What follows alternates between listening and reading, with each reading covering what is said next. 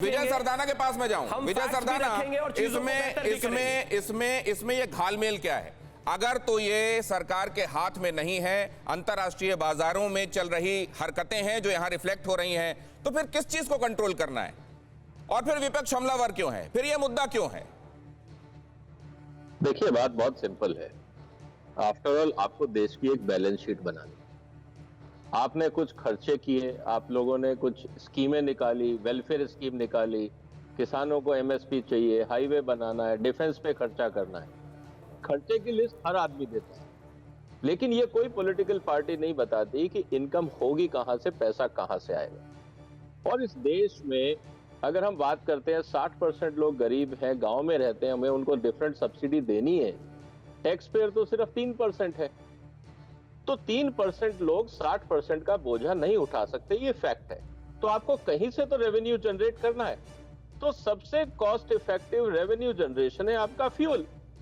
ये आपको समझ में आना चाहिए कि भाई सीधी सी बात है, इस देश में पैसा नहीं है, तो ये पैसा हमें ये चाहिए। कहा जाए ना, इस बात को सरकार कहती क्यों नहीं? बगैर कहे टैसिटली ये काम क्यों कर रहा है? कहने से क्या रेट कम आ जाए? एक बात बताइए, कहने से क्या रेट कम हो जाएंगे? आप लोग अपने आप क्यों नहीं समझ लेते हकीकत को? हर चीज कही जाती है क्या? तो फिर प्रधानमंत्री नरेंद्र मोदी ने ही 2015 1 फरवरी को चुनाव एक जगह भाषण में ये कहा था कि देखिए दाम कम हुए हैं, आप लोगों को राहत मिली है कि नहीं, आपके जेब में पैसा पहुंचा है कि नहीं, और अगर ये मेरे नसीब से हुआ है, लोग विपक्ष वाले कहते हैं, तो आपको नसीब वाला चाहिए कि नहीं? फिर ये बातें क्यों कही गई थी? देखिए, आपने मेरे से इकोनॉमिक सवाल किया, पॉलिटिकल नहीं, लेकिन क्योंकि आपका जवाब पॉलिटिकल इंक्लिनेशन लिए हुए था सरदाना जी, इसलिए मैंने इस पे ये बात जोड़ी है।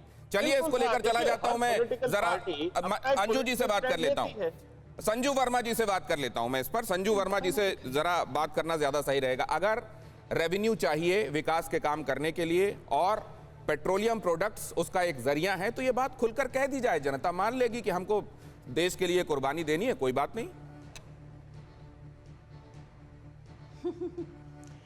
दिनेश जी, आपका सवाल बहुत सही है। मैं सिर्फ एक चीज कहना चाहती हूं। आपने जो कहा कि कांग्रेस के जमाने में जब कीमतें बढ़ी थी तो बीजेपी ने हाहाकार मचाई थी, मैं आपके दर्शकों को बताना चाहती हूं, कांग्रेस के जमाने में सिर्फ पेट्रोल को मार्केट लिंक्ड किया गया था। अक्टूबर 2014 में जब पहली बार मोदी जी पावर में आए, तब डीजल के प्राइसेस को भी डीरेगुलेट किया गया। इसीलिए अभी पेट्रोल और डीजल दोनों अंतर्राष्ट्रीय मार्केट के साथ लिंक्ड हैं।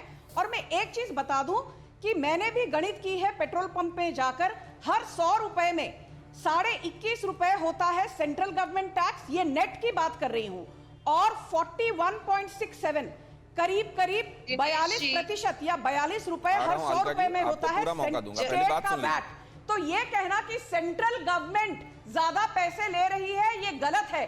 42% हर 100 रुपए पेट्रोल में से तो संजू जी स्टेट के खजानों में जाता है। मैं आपकी आज्ञा से एक हकीकत बोल देता हूं, और अगर आपको लगे वो हकीकत नहीं है तो आप मना भी कर सकती हैं। 36%, राजस्थान में वैट है 36%, असम, गुजरात, उत्तर प्रदेश, हरियाणा, जहां पर बीजेपी का शासन है, वहां पर पेट्रोल और डीजल क्यों कम दामों में बिक्री हो रहे हैं? क्योंकि स्टेट का वैट बहुत कम है।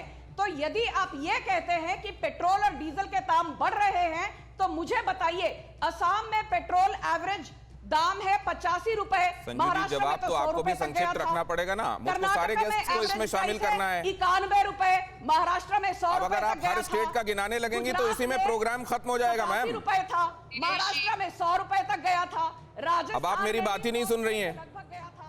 दिनेश जी, अच्छा, आप संजू जी शायद मेरी आवाज सुन नहीं पा रही हैं, उनका ऑडियो थोड़ा सा डाउन कीजिए। अलका जी, मैं आपके पास आता हूं एक अहम खबर बताने के बाद। परवाह देश की, सोमवार से शुक्रवार रात 10 बजे TV9 भारतवर्ष पर।